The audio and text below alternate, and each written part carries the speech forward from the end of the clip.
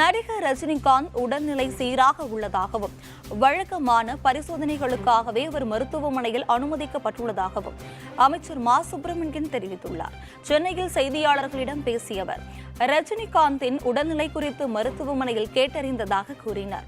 ரஜினிகாந்த் நலமுடன் உள்ளார் என்றும் வழக்கமான பரிசோதனைக்காக அவர் மருத்துவமனையில் அனுமதிக்கப்பட்டுள்ளதாகவும் கூறிய அவர் விரைவில் அவர் வீடு திரும்புவார் என கூறினார்.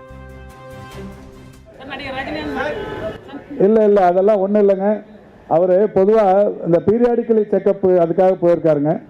அதாவது இன்னைக்கு காலையில் போயிருக்கணும். காலையில் போனால் வெறும் வயிற்றோட போனோம், எம்டி ஸ்டமக்கோட போனோம். எம்டி ஸ்டமக்கோட காலையில் போகிறது கொஞ்சம் கஷ்டமாக இருக்குங்கிறதால நேற்று ராத்திரி போய் அட்மிட் ஆகிருக்காரு. காலையில் அந்த பரிசோதனைகள் செய்யப்பட்டு கொண்டிருக்கிறது. விரைவில் வீடு திரும்புவார். பீரியாடிக்கலி செக்கப் தான்.